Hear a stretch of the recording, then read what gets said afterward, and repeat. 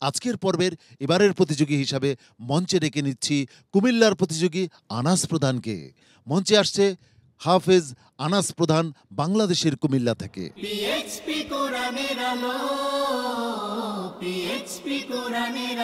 আসসালামু আলাইকুম ওয়া রাহমাতুল্লাহি ওয়া বারাকাতুহু। أعوذ بالله من الشيطان الرجيم. بسم الله الرحمن الرحيم.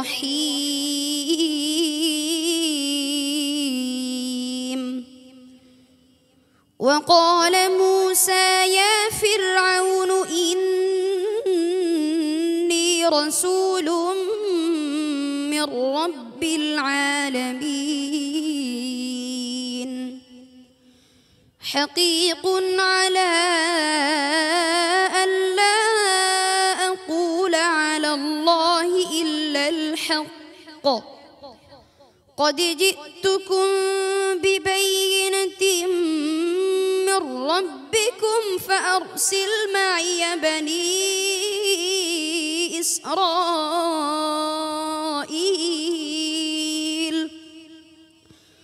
قال إن كنت جئت بآية فأت بها إن كنت من الصادقين. فألقى عصاه فإذا هي ثعبان مبين ونزع يده فإذا هي بيضاء للناظرين.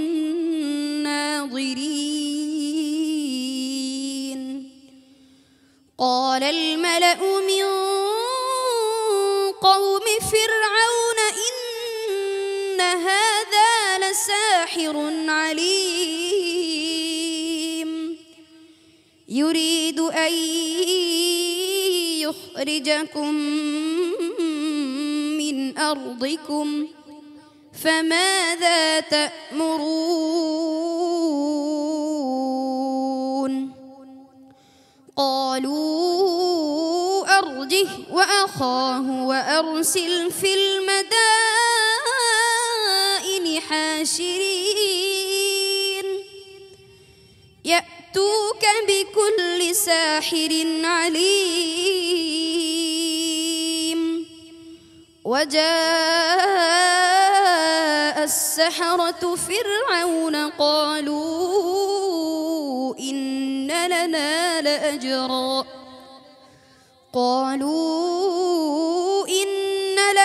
لأجرا إن كنا نحن الغالبين.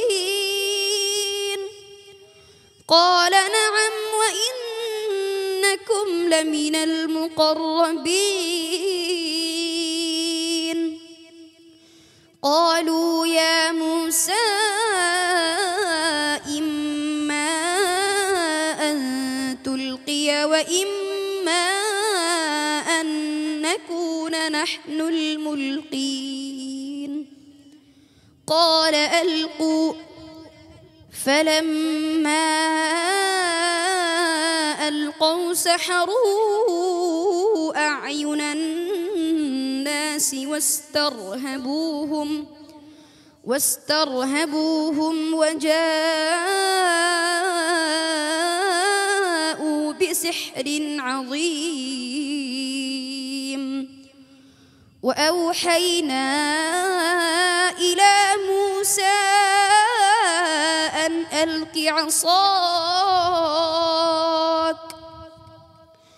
فإذا هي تلقف ما يأفكون.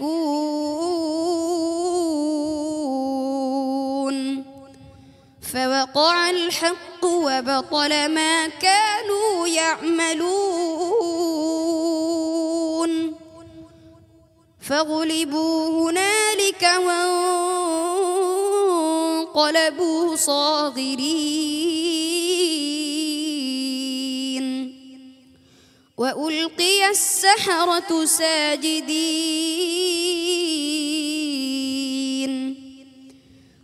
قالوا آمنا برب العالمين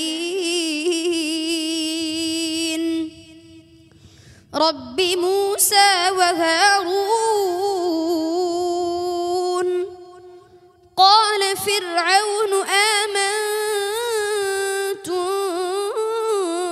به قبل أن آذن لكم إن هذا لمكر مكرتموه في المدينة لتخرجوا منها أهلها فسوف تعلمون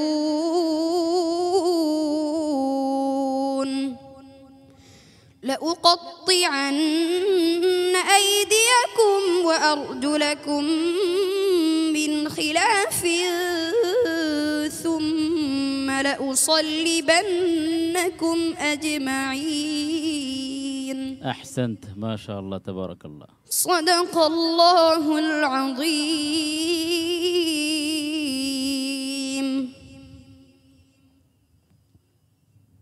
মাশাআল্লাহ।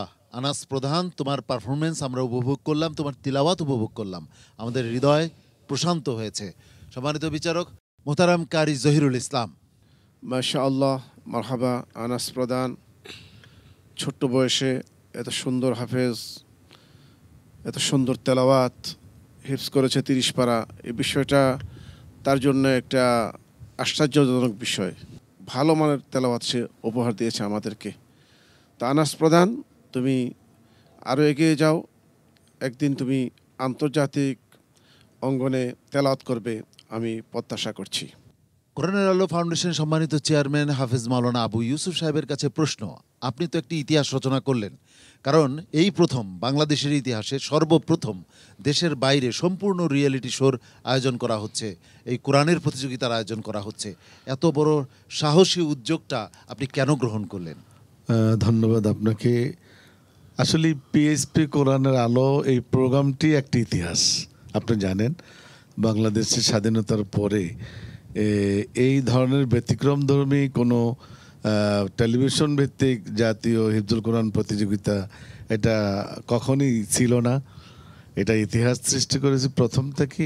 এরপরে আমরা যারা টিম আছি, আমরা এনটিভি পরিবার সকলেই মিলে আমরা চেষ্টা করেছি। আমরা চেষ্টার পরে আজকে এই অনেক সাধনার পরে আমাদের এই সফল যে আমরা দুবাই পর্যন্ত সংযুক্ত আরব আমিরে আসতে পেরেছি। এটি স্পেশালি আল্লাহর রহমত। এটা আমরা নিজেরাও ধারণা করতে পারিনি। আল্লাহর রহমতের কারণে আমরা আসতে পেরেছি। ইনশাআল্লাহ অদূর ভবিষ্যতে আমরা গোটা পৃথিবীর প্রতিটা ঘরে ঘরে কোরআনের আওয়াজ আমরা পৌঁছে দেব ইনশাআল্লাহ। আনাস প্রধান, তোমার জন্য অনেক অনেক শুভকামনা রইল। প্রতিযোগিতা মাত্র শুরু হলো, দেখা যাক শেষ পর্যন্ত তুমি কোথায় যাও। তোমার জন্য শুভকামনা এবং দোয়া আমার পক্ষ থেকে। আসসালামু আলাইকুম ওয়া রাহমাতুল্লাহি ওয়া বারাকাতুহু।